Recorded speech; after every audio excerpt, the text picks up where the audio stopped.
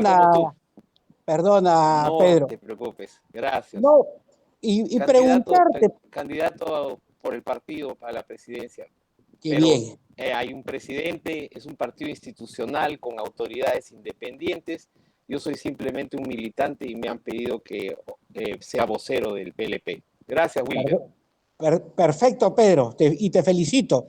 Y sobre todo Gracias. preguntarte, en el marco de la coyuntura política, ¿hay espacio para unas ideas libertarias, unas ideas sobre economía libre de mercado, en medio de esta turbulencia ideológica?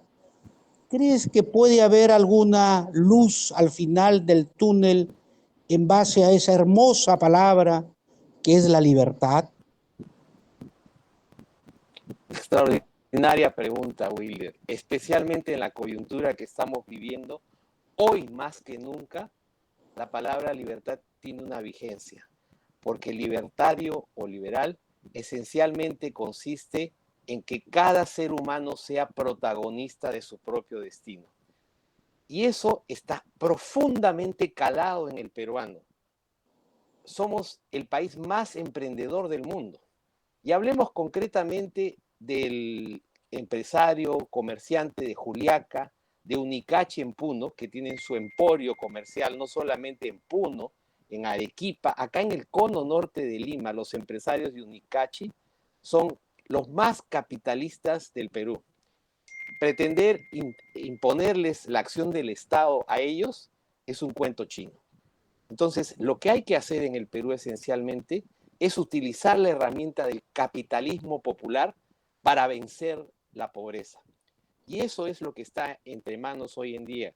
En el mundo hay una lucha ideológica, política, entre quienes creen en la autocracia y quienes creen en la libertad. Y eso se manifiesta en la misma guerra entre Ucrania y Rusia, en el conflicto en Irán, con las mujeres que están clamando por su libertad, y en otros escenarios a lo largo del mundo. Y en América Latina es el socialismo del siglo XXI que pretende justamente irse en contra del Perú. Y el capitalismo popular es justamente la herramienta para hacer que muchos peruanos, como ya lo han hecho, salgan adelante de la pobreza. Y ese es el mensaje que debemos darle a muchos peruanos informales, comerciantes, incluso miembros de comunidades campesinas. Yo anoche he estado conversando con dirigentes de comunidades campesinas a los que iba a visitar en el mes de diciembre, y lamentablemente esta circunstancia ha impedido que yo tome contacto directo con ellos para capacitarlos. Pero ¿qué me informaban dirigentes de comunidades campesinas de Apurímac, Ayacucho, Puno, Cusco? Que ellos esencialmente lo que buscan es ser propietarios y empresarios. Acá hay un caso concreto. ¿Por qué diablos en el Perú los miembros de una comunidad campesina son ciudadanos de segunda clase? El liberalismo lo que proclama es esencialmente un país de propietarios y empresarios. Y ahí hay un camino muy interesante para que ellos tomen conciencia que son liberales, que son empresarios, porque la persona humana, la libertad y la propiedad son los valores esenciales de un liberal. Y ellos lo que Pedro, tienen que hacer es darse cuenta que son liberales. Gracias, hermano. Sí. Pedro, antes de ir a ese concepto de propiedad y país de propietarios, y comentaba sobre el capitalismo popular. Y este capitalismo popular que hay que fomentarlo, ¿en qué se puede diferenciar, por ejemplo, con el asistencialismo y el populismo, que ahora está tan en boga porque se etiqueta la palabra popular? Entonces, como que el asistencialismo y el populismo es como si fuera la moda que va a sacar de la pobreza a la gente.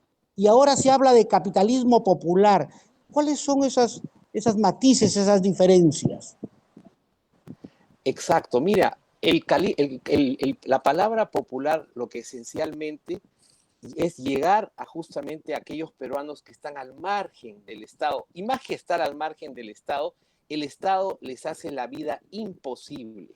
Un microempresario que quiere sacar un negocio y quiere incorporarse a la informalidad encuentra un conjunto de barreras prácticamente inexpugnables para salir adelante. Un Estado que se ocupa de cosas que no debe hacer, como perder dinero en esta refinería de Talara. De Talara. Esos recursos de Talara, todos esos recursos deben destinarse a aquellas responsabilidades que el Estado asume, entre otras, el monopolio de la fuerza. Porque el monopolio de la fuerza, de acuerdo al contrato social John Locke, siglo XVI, esencialmente lo que le da al Estado es la responsabilidad de velar por la seguridad física y la justicia, siempre amparados en la ley. Entonces, lo que encontramos es que efectivamente este país de empresarios encuentra un Estado que, en vez de hacerle la vida fácil, le obstruye. Y eso es lo que incide en la informalidad, que es creciente cada día. De nada nos sirve tener congresistas que, por ejemplo, promueven creyendo que van a ayudar a la legislación laboral, al contrario, creando mecanismos mucho más rígidos que impiden que los sectores populares, principalmente de los más desfavorecidos, puedan incorporarse al mercado. Entonces, lo que hay que hacer esencialmente es reducir el tamaño del Estado para hacerlo más ágil, más eficiente y para que se dedique a aquello que es su responsabilidad. Y recurrir al micro, pequeño, mediano y gran empresario, que es el que genera la riqueza. En la realidad de este mundo, el Estado no genera riqueza, es el sector privado, la iniciativa privada. Véndanle el cuento de que él va a recibir algo de papá gobierno a un comerciante de Juliaca. No, señores, eso ya es una zona franca, es una zona de libre comercio.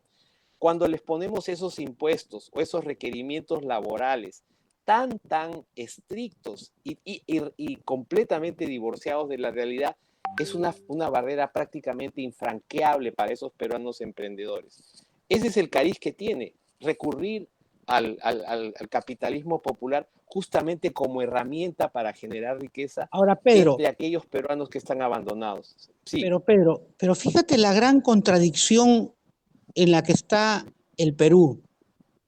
Si esos puneños que con su diario esfuerzo tienen sus pequeños emprendimientos en libertad, al margen del apoyo del Estado, ¿por qué marchan pidiendo más Estado?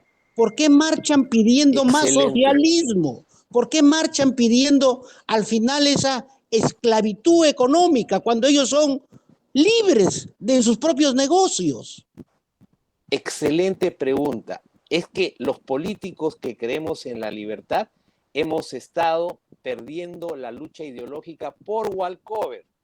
Los que buscan las comunidades de Puno, de todas sus provincias, del mundo aymara y del mundo quechua, es tener una presencia y un canal político para expresar sus necesidades.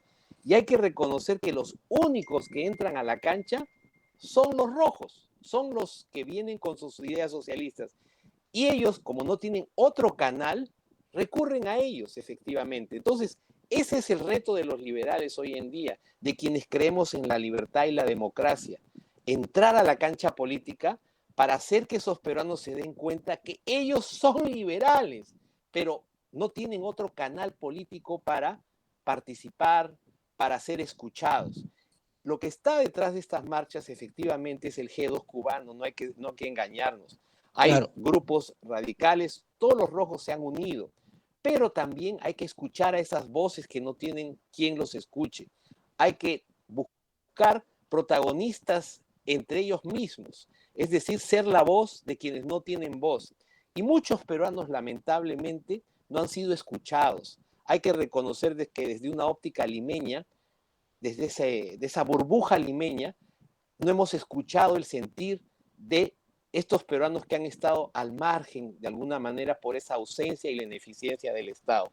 Entonces, el reto es entrar a la cancha para que ellos despierten y se den cuenta que son liberales. Así es. Pedro, y la gran ilusión de Perú, país de propietarios, ¿cómo se traduce eso? ¿Qué significa tener su título de propiedad o tener grandes extensiones y que el subsuelo, por ejemplo, no te pertenece? ¿A qué significa esa propuesta de Perú país de propietarios? Bueno, en el campo andino, concretamente el de las comunidades campesinas, no hay derecho a que estos ciudadanos sean considerados ciudadanos de segunda clase. Todos los peruanos, tú, cualquier peruano, tiene derecho, y eso lo garantiza nuestra Constitución, a ser propietario. ¿Qué implica? Primeramente, tener un título de propiedad, que cuando tú ocupes esa chacra o ese lote en un pueblo joven, nadie te quite tu propiedad. Lo puedas alquilar, vender, incluso darlo como garantía para un préstamo hipotecario. Es más, es la garantía de tu jubilación, porque con el tiempo esa propiedad se aprecia. Pero en una comunidad campesina, de acuerdo a la legislación vigente, son más de 1.900 comunidades campesinas que existen en el Perú. Ellos tienen un régimen de propiedad colectiva en el que todo es de todos y nada es de nadie. Concretamente, se muere la madre de un amigo mío que es comunero.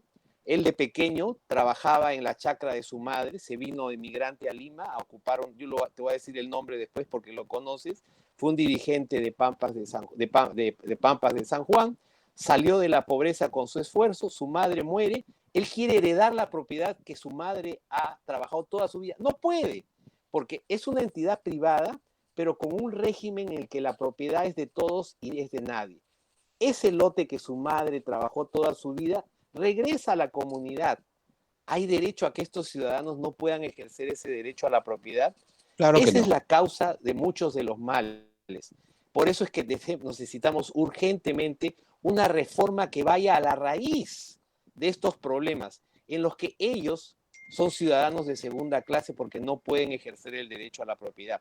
Y ese es parte del problema del desencuentro que hay entre las comunidades campesinas y las compañías mineras. Porque efectivamente, a veces ellos, manipulados por esa directiva de la comunidad campesina, se ven obligados a dejar su propiedad. Vienen a Lima y pierden soga y cabra, como se dice, se quedan abandonados. Entonces, es un tema complejo, pero que tiene solución. Y hay que tocar el tema porque este problema va a seguir recrudeciendo mientras ignoremos que estos peruanos, que son tan peruanos como cualquier otro, no pueden ser considerados ciudadanos de segunda clase. Y esta experiencia se ha extendido en muchos países del mundo. Por ejemplo, en Estados Unidos, las comunidades nativas tienen casinos, tienen negocios, tienen hasta empresas, son accionistas de empresas petroleras. Es decir, ellos son capitalistas. ¿Por qué no podemos aplicar eso al Perú y quedarnos en un régimen colectivista en el que estamos marginando a estos peruanos? Ese es parte del Sí. reto. Yo te comento Sí. que cuando hace muchos años, por supuesto, estuve becado por la Universidad de Columbia para hacer un diplomado en periodismo económico y financiero, tuve la oportunidad de conocer a unos canadienses que eran nativos del Canadá y que tenían minas y vivían en la Quinta Avenida en Nueva Así York. es. Es decir, Así las es. comunidades canadienses vivían en Nueva York. ¿Por qué? Porque en su subsuelo habían encontrado unas minas importantes. Entonces, y claro, tributaban al Estado canadiense, pero ellos usufructuaban y vivían muy bien con sus hijos y por todo el mundo y se habían educado y eran nativos del Canadá viviendo en Nueva York. Es decir, yo no me imagino a los amigos de Apurima, Huancavelica, con sus familias, usufructuando efectivamente un buen convenio, un buen contrato con las minas y sus hijos en Londres, en París, porque eso te da la posibilidad de ser propietario y no actualmente que supuestamente el Estado lo agarra todo y al final se terminan Exacto. en un traficante de tierras. Es decir, eh, eso debería ser el ideal de sentirse propietario, ¿no es cierto? Exacto. Y otra cosa, miren, muchos peruanos tienen una idea muy tergiversada de la minería. En primer lugar, se nos ha hecho creer que la minería solamente bota tierra, que no es una actividad que genera trabajo. Mayor mentira, la ignorancia es atrevida. alrededor de 250.000 puestos de trabajo se generan directamente a través de la minería. Pero trabajos indirectos hay 8 por cada puesto. Es decir, si nosotros estamos hablando de alrededor de 250.000 empleos directos, multiplicado por 8, son 2 millones de puestos de trabajo, que van desde la señora que lleva la comida a la empresa, el taxista, el transportista, los ingenieros que trabajan en mecatrónica, en robótica. O sea, hay un conjunto muy importante de empleos que se generan gracias a la minería. En segundo lugar, nosotros efectivamente todavía no hemos producido productos finales en términos de la actividad minero-metalúrgica, pero lo que el Perú exporta son bienes intermedios que tienen valor agregado. Lo que hay que hacer es articular cadenas de valor en las que nuevas industrias se generen a partir de la minero-metalurgia. Es decir, ese cuento de que la minería no genera trabajo, cuidado, es un aporte muy importante. Además, es la más importante fuente de recursos fiscales. Y el drama del Perú es que esos recursos fiscales no se gastan. O sea, ese canon y todos los gobiernos recursos que llegan regionales, efectivamente. al gobierno regional y al gobierno local no se gastan. Lo explico con muy pocas palabras. Es como una panadería. De nada sirve que compres más harina si tu capacidad instalada es limitada. Igual es con el Estado. De nada sirve que nos quieran sacar más impuestos, que nos los sacan a la fuerza, porque el Estado te saca los impuestos, quieras o no, y todavía no tiene cómo gastarlos. Nosotros en el partido hemos constituido un equipo que ha analizado en profundidad este tema desde años. Y como dicen, el diablo está en los detalles. Y te lo puedo poner con un ejemplo concreto. Hoy en día tenemos un gobierno nacional, un gobierno regional, un gobierno provincial y un gobierno distrital. Existe cuadruplicidad, no solo duplicidad, porque entre todos se tiran la pelota. En segundo lugar, ese alcalde de Pampamarcas, de Chumbivilcas, no tiene apoyo técnico para sacar adelante su proyecto. La legislación tal como funciona hoy en día le da los recursos para alrededor del 80% de ese proyecto. ¿Qué le queda a ese pobre alcalde que tiene con la justa una secretaria que le ayuda a llevar los nacimientos? ¿Él va a contratar un ingeniero, un arquitecto? No. ¿Qué va a poner en planilla todo eso? Lo que hay que hacer es lo que estamos proponiendo en el partido.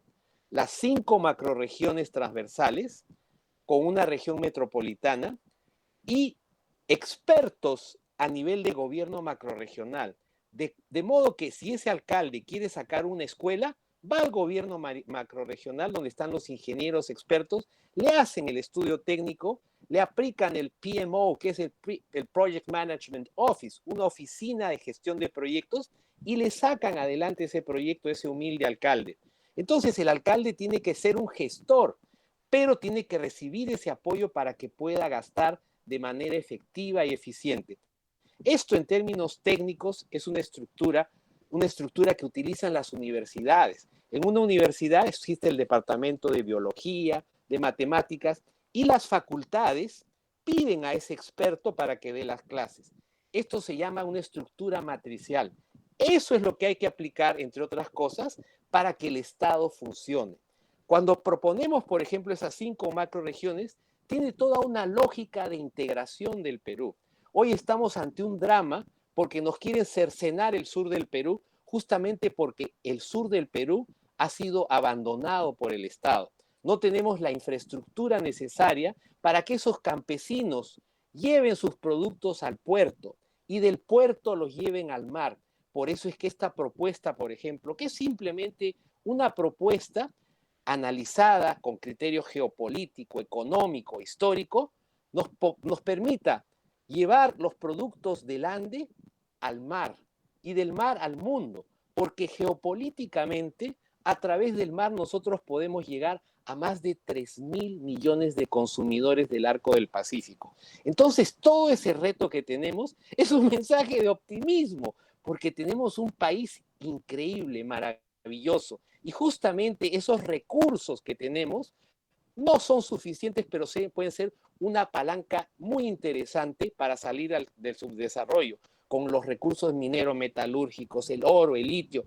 Y en el partido tenemos un gabinete en la sombra, con propuestas concretas, que no solo dice esto debería hacerse, sino vamos a decir cómo se va a hacer, con qué equipos, con qué programas, incluso con qué cronograma y con qué indicadores de gestión y resultados. Ok, Gracias por darme...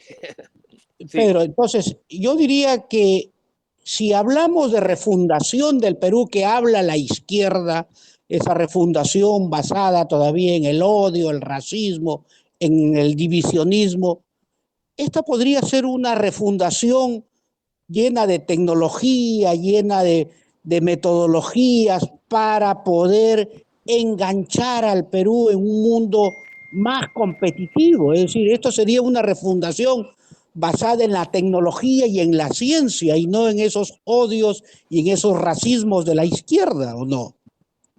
Exacto, mira, sin darnos cuenta, hemos caído en el juego de los marxistas, que es agudizar las contradicciones y conseguir las condiciones objetivas y subjetivas para tomar el poder. Y quienes lamentablemente están obnubilados, preocupados, desesperados, siguen en ese juego del combate, la lucha. Lo que se impone en este momento es cambiar esa narrativa por una narrativa de esperanza, de optimismo, con propuestas concretas que le resuelvan sus problemas a los peruanos en el Ahora, corto, mediano Pedro, y largo plazo. Y Pedro, eso lo estamos trabajando con y un grupo entonces, no solo de liberales del partido PLP, sino con grupos de microempresarios, comuneros, campesinos. Estamos con una irrupción de entusiasmo que realmente es asombrosa. Y por ese camino creo que el país va a salir adelante. Gracias. pero Pedro, pero William. entonces, Sí. en medio de este incendio político, en medio de esta desazón que da la impresión que no hay salida, ¿cómo metemos en la agenda del debate nacional temas tan importantes como la competitividad que va a llevar al Perú otra vez a engancharse en ese mundo competitivo? Porque el Perú tiene que estar mirando siempre al mundo y para eso necesitamos ser competentes. ¿Cómo hacemos?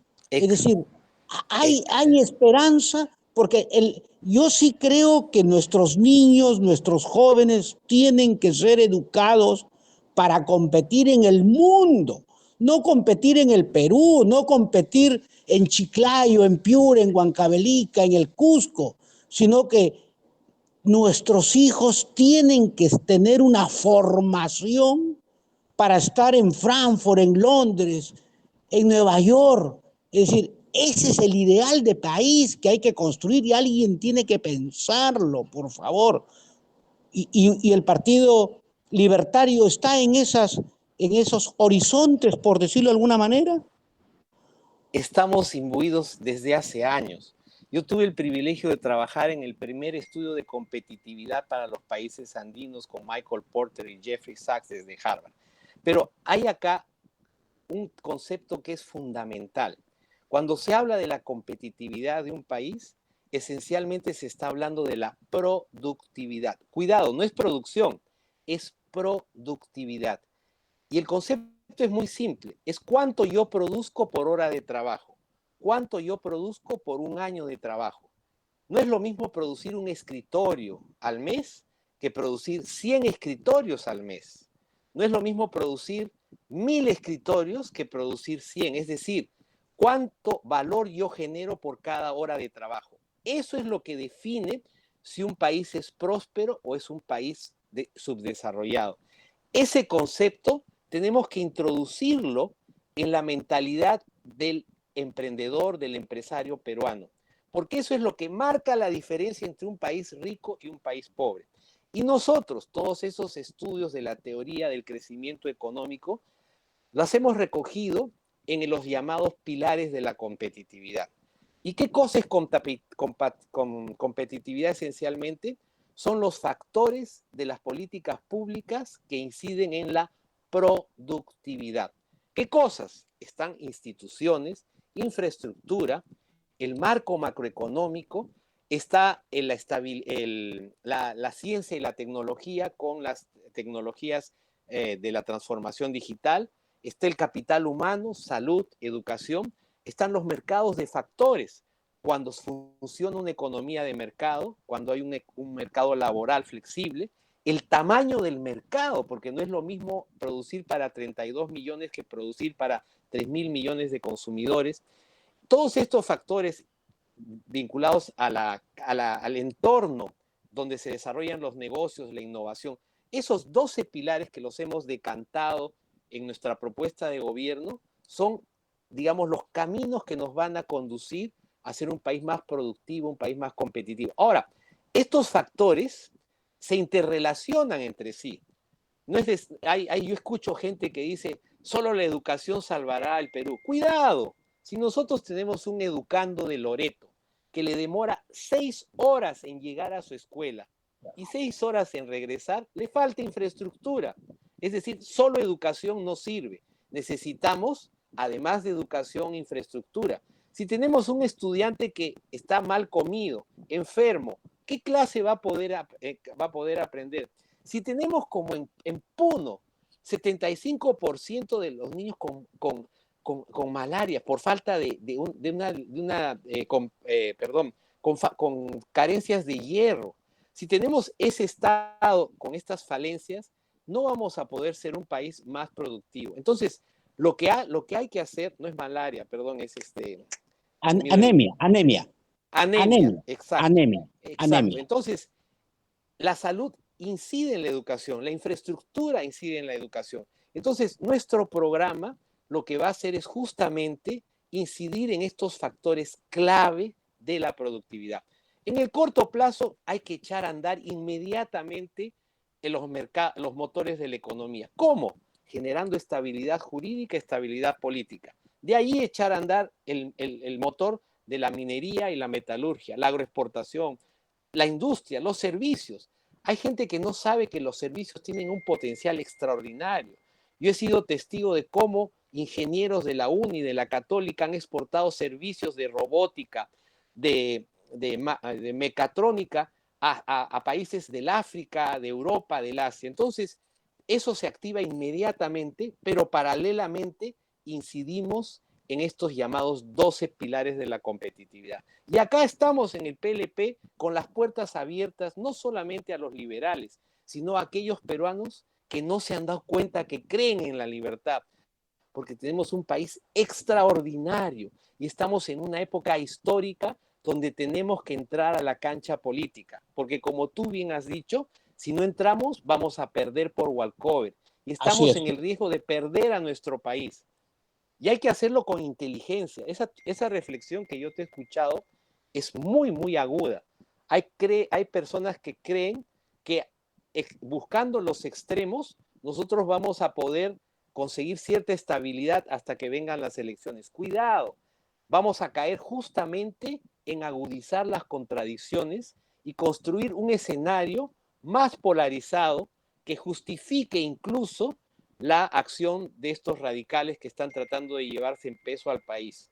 Entonces, hay que trabajar con astucia, con inteligencia, con sentido político, porque lamentablemente cuando ingresan a la cancha personas que no conocen de política, es como entrar a jugar básquet con futbolistas.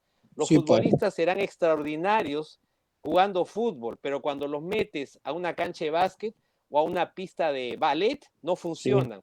Entonces, lo que hay que hacer es trabajar con políticos. Y acá estamos justamente con personas honestas, que amen al país y que sean competentes para ofrecerle al país una alternativa de qué es lo que vamos a hacer, cómo lo vamos a hacer, incluso con qué resultados e indicadores de gestión.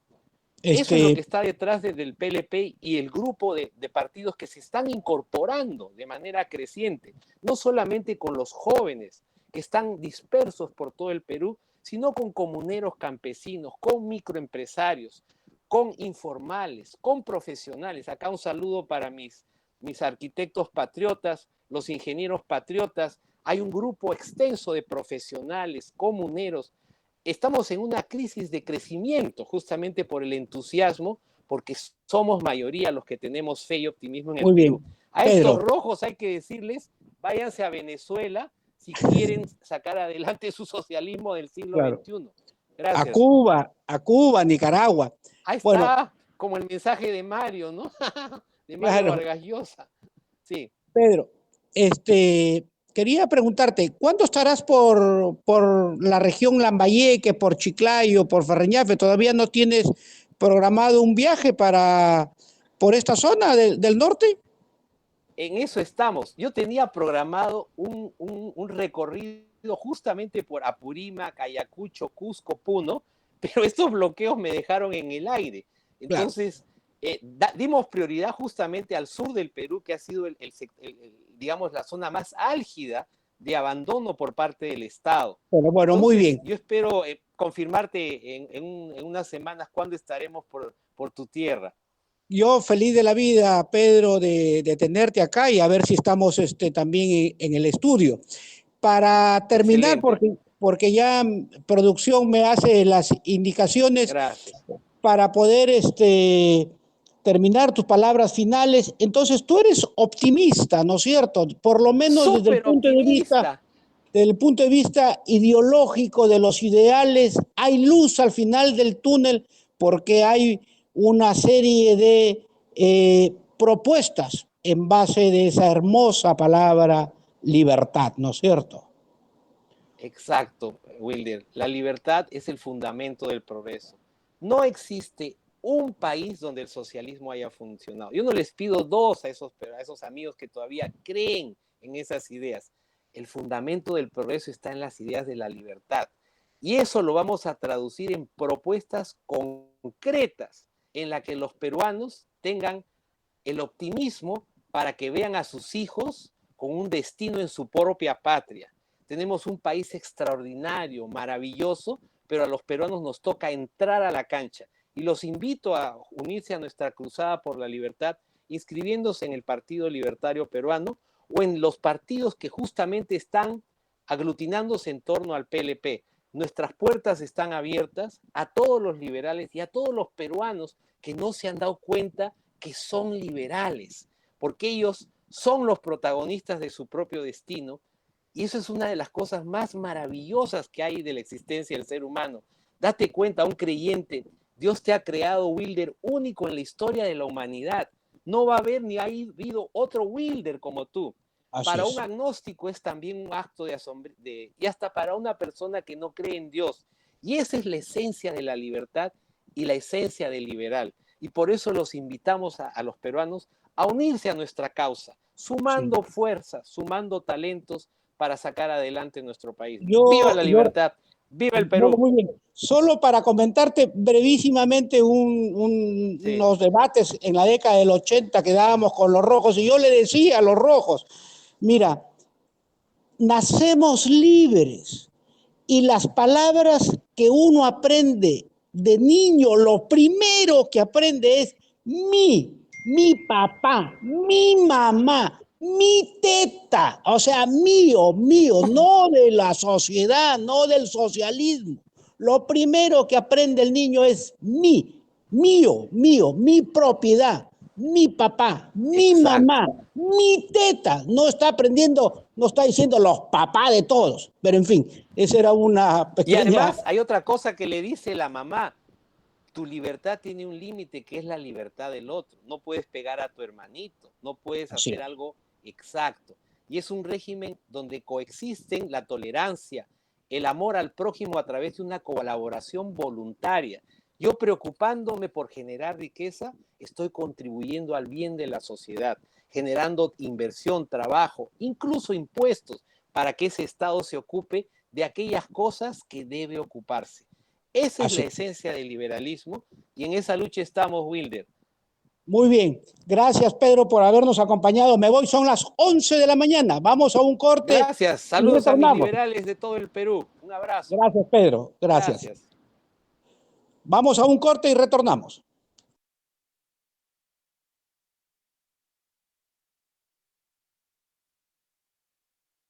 Ha salido muy bonito, Pedro, ¿ah?